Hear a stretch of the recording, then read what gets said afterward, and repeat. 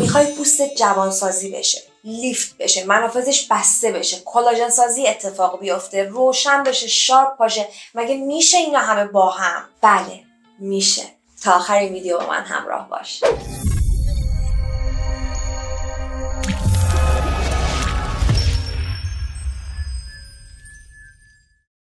سلام، من تانا هستم، بیوتی تراپیست. به کانال من خیلی خوش اومدین.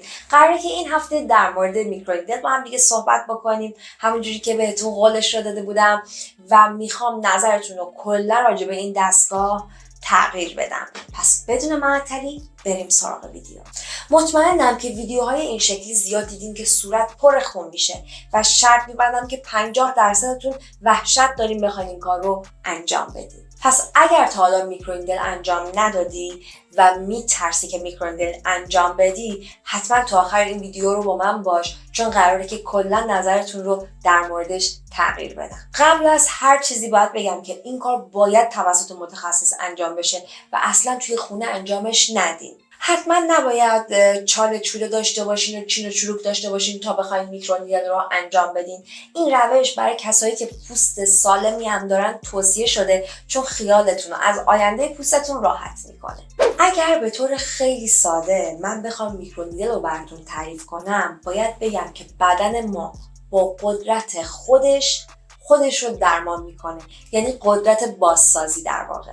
وقتی دستمون رو میبریم چه اتفاقی میافته؟ گلبولهای قرمز میان اون قسمت از سطح پوست رو در واقع میبندن و بعد از یه مدت میبینیم که اون قسمت پوست جدید در واقع ایجاد شده ولی یکم جاش مونده. زمانی که سوزنها وارد پوستتون میشن، هزاران در واقع زخم جدید ایجاد میکنن و توجه داشته باشین به تعداد زخم‌های ایجاد شده قراره که پوست جدید ساخته بشه و این به معنی لیفت، جوانسازی و روشن شدن. پس چرا از کوکتل ها استفاده میکنیم؟ کوکتل ها مثل نیترو میمونن، یعنی قدرت بازسازی رو چند برابر میکنن و اینجوری میشه که شما میتونید تغییرات خیلی بیشتری توی پوستتون ببینید. موارد دیگه ای هم هستن که نیاز دارن که ما کوکتل های مخصوص اون رو استفاده بکنیم برای درمان، مثل کوکتل هایی که برای لک هست، برای بستن منافذ هست، برای تنظیم چربی پوست هست و خیلی کوکتل های دیگه که توی بازار وجود دارن.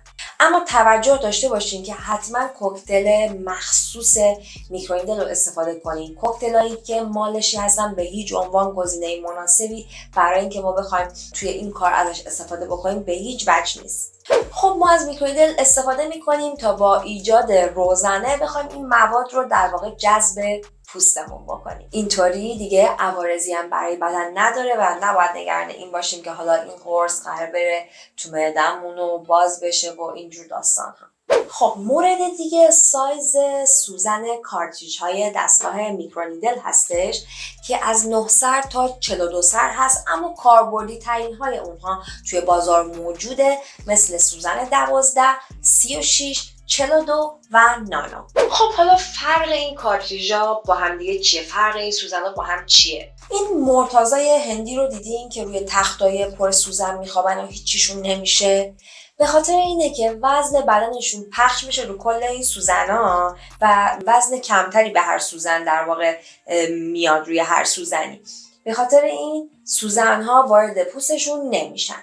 کارتریج های میکرونیدل هم به همین شکل هستش. هر چی که ما بخوایم کار تهاجمی تری انجام بدیم، باید تعداد سوزن ها رو کمتر بکنیم. پس مثلا برای یک پوستی که نسبتا سالم و میخواد جوانسازی انجام بده و پیشگیری بکنه، میتونیم از نیدل 36 یا 42 استفاده بکنیم. اما اگر یه پوستی خیلی چاله چوله داره و جای اسکار و اینا روش داره، مثلا میایم از نیدل 12 سوزنه استفاده میکنیم. میکرونیدل 3 مرحله داره و مرحله اول پاکسازی پوسته. همونطور که میدونین روی پوست پر از باکتری و آلودگی هستش که همشون با الکل از بین نمیره. پس ما باید یک پاکسازی اولیه قبل از میکرونیدل انجام بدیم. اگر این کارو نکنیم، همه اون آلودگی ها رو وارد پوست میکنیم و شرایط بدتر میشه. پس حتما یک پاکسازی در واقع ملایم داشته باشین که توش لایه بردار استفاده نکنین یا اصلا لایه برداری نخواین که بکنین، در حدی که بخواین حالا با درما اف میخواین در واقع پوست رو فقط تمیز بکنید. میکرونیدل زیاد درد نداره چون سوزن‌های ریز با سرعت بالا در واقع دارن وارد پوست ما میشن. میکرونیدلمون رو شروع میکنیم، از یه قسمت صورت شروع میکنیم و میریم سراغ قسمت‌های دیگه و یک دور کامل میکرونیدلمون رو انجام میدیم. حالا میتونه حرکت‌ها یا به صورت رفت و برگشتی باشه یا به صورت چرخشی یا به صورت نقطه‌ای برای حالا قسمت‌هایی که اسکار داره و میخوایم روش تمرکز داشته باشیم. زمانی که کارمون تموم شد نهایتاً یه پوست ملتهب صورتی رنگ داریم که حالا یکم شبنم خون داره. نباید اینجوری باشه که خیلی پرخون باشه صورتمون و یه جورایی در واقع انگار خراشیده شده. این نکته هم بگم که حتما به در واقع به دستتون، به حرکت دستتون توجه کنین. اگر حرکت دست شما خیلی سریعتر از در واقع اون دور موتوری باشه که دستگاه داره روی پوست روزنه ها رو ایجاد میکنه، فرض کنین که مثلا سوزن ها دارن وارد پوست میشن و ما اینو داریم حرکت میدیم. اگر که ما خیلی سریع بخوایم که این دستگاه رو حالا به صورت رفت و برگشت یا چرخشی بچرخونیم، این به جای اینکه روزنه ایجاد کنه در واقع پوستمون رو میخراشه و ما نمیخوایم یه همچین کاری رو اصلا انجام بدیم. پس نه خیلی کند نه خیلی تند، فشار دست متناسب، سوزن متناسب یک نتیجه فوق‌العاده رو هم رقم میزنه. خب بعد از اینکه این حالت ایجاد شد، ادامه کوکتلمون رو میریزیم روی پوست، کمی مالش میدیم تا از اون منفذایی که ایجاد کردیم جذب پوستمون بشه. در انتهای کارم از یک ترمیم کننده قوی استفاده میکنیم. به حدی مراقبت‌های بعد میکرونیدل مهمه که هر چقدر که این مزایا داره همونقدر میتونه حالتون رو بگیره اگر درست مراقبت نکنید. باید زمانی رو که برای میکرونیدل انتخاب میکنین در واقع 2 روز از خونه بیرون نرین. مثلا چهارشنبه انجام بدین که پنجشنبه جمعه تو خونه بمونین، چون پوست خیلی حساسه و اصلا نباید آفتاب بخوره. تا 24 ساعت نباید به پوستمون آب بزنیم و دوش بگیریم، ضد آفتاب. و ترمیم کننده اصلا فراموش نشه، یعنی به قدری این مهم هستش که به هیچ عنوان اصلا یک بار هم نباید فراموشتون بشه. به خاطر زخمای ایجاد شده پوست آبش رو از دست میده، پس حتما از یک آبرسان قوی استفاده بکنید زمانی که میکرونیدل رو انجام میدین. در مورد میکرونیدل اینو بهتون بگم که یه زمانی هست که مثلا خطا از منه که من براتون حالا انجام دادم، یه زمانم خطا از مراجعه کننده است.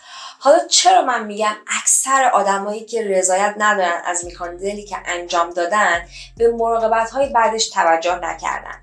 خب دوستان ببینید، میکرونیدل در واقع یک چهارچوبی داره که تعریف شده هستش. تمام کسانی هم که در واقع از این دستگاه استفاده میکنن به اون اصولی که براشون تعیین شده در واقع دسترسی داشتن و در موردش میدونن، در موردش آموزش دیدن و یاد گرفتن و بالاخره یک عرفی داره، یک چارچوب و یک روتینی داره. اما کسایی که مراجعه کننده هستن و میان این کار براشون انجام میشه مسلما خیلی اطلاعات کمتری نسبت به اون کسی دارن که کننده این کار هست و براشون این خدمات رو انجام داده. پس خطای مراجعه کننده خیلی میتونه نسبتش بیشتر باشه به خطای در واقع اون درماتولوژیستی که حالا اون کار برای شما انجام داده.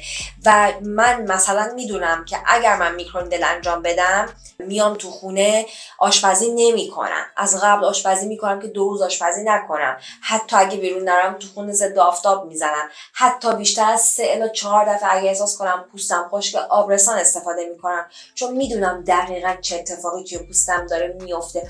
اما خیلی از مراجعه کننده ها به خاطر اینکه یک جوری در واقع توتیوار این کار رو انجام میدن، از اهمیت بسیار بالای این مراقبت ها و این محصولاتی که باید استفاده کنن خبر ندارن و انجامش نمیدن یا پشت گوش میندازن یا کمکاری میکنن. پس حتما مراقبت رو جدی بگیرین. بهتون قول میدم که بهترین نتیجه از میکرونیدل بگیرین و میکرونیدل بهترین کاری که شما بر پوستتون میتونین انجام بدین. خب الان میگین که من یه بار رفتم میکرونیدل انجام دادم و خب اوایلش خوب بودم و بعد دیگه چیز خاصی واقعا من احساس نکردم و ندیدم. اشتباهتون در مورد میکرونیدل خب همینه. میکرونیدل دوره داره که طبق در واقع تشخیص متخصص حداقل 6 جلسه هستش. باز بنا به توصیه پزشکتون، کسی که براتون این کار انجام میده، بیوتی تراپیستتون، ممکن تعداد این جلسه ها متغیر باشه، اما با یک جلسه شما نمیتونین همچین چیزی رو انتظار داشته باشین. حتی زمانی که شما دوره در واقع میکرونیدلتون رو تموم میکنین، یعنی دارین یک میکرونیدل درمانی انجام میدین، یک آرزه‌ای حالا روی پوستتون هست، میان چند جلسه میکرونیدلتون رو انجام میدین. بعد از اینکه پوستتون خوب شد، به حال خودش رها نکنینش، شارژش کنین، هر 2 ماه یک بار حداقل یک میکرونیدل انجام بدین. جای جوش دارم، چجوری میتونم این جای جوش رو درمان بکنم؟ یه مثال بذار برات بزنم که آب پاکی رو بریزم روی دستت. هیچ کرم جوانساز و یا دستگاه غیر ترجمه‌ای وجود نداره که بخواد جای جوش رو درمان بکنه. برای از نو ساختن یه ساختمون قدیمی ما چیکار باید بکنیم؟ باید اون ساختمون رو خراب بکنیم و از نو یه بنای خوب براش بسازیم. عوارض میکرونیدل چیه؟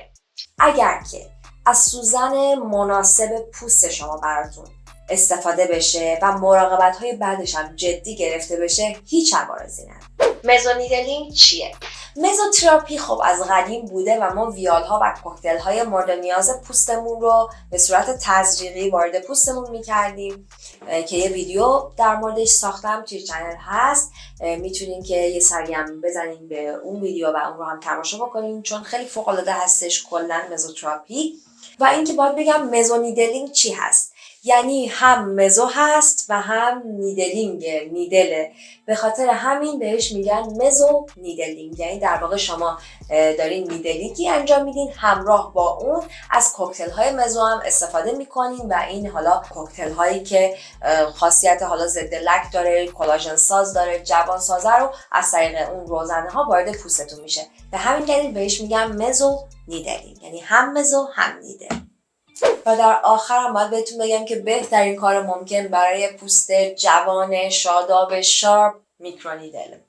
میکرونیدلینگ در واقع ساختار پوست و استراکچر پوست رو محکم میکنه. گفته میشه فردی که 1 سال میکرونیدل انجام میده رو بر طبق یک برنامه در واقع اصولی، کلاژن سازی پوستش تا 8 برابر بیشتر از فردیه که هیچ وقت میکرونیدلینگ انجام نداده. در واقع میکرونیدلینگ استراکچر پوست رو محکم میکنه. میکرونیدلینگ پوست رو حساس میکنه. حساسیت پوست ناشی از لایه فیبروبلاست هستش و میکرونیدل در واقع به تقویت این لایه کمک هم میکنه. مرسی که تا اینجای ویدیو همراه هم بودین. اگر از اینجا ویدیو دوست دارین لطفا نظرتون رو برام کامنت کنین. اینستاگرام من روی صفحه میاد، خالی از لطف نیست که اون رو هم فالو داشته باشین. موضوعی که قرار هفته بعد در موردش صحبت کنیم مربوط میشه به پوست‌های خشک و دهیدراته که از دستش ندین. ممنون که تا الان با من همراه بودین. تو ویدیوی بعد میبینمتون.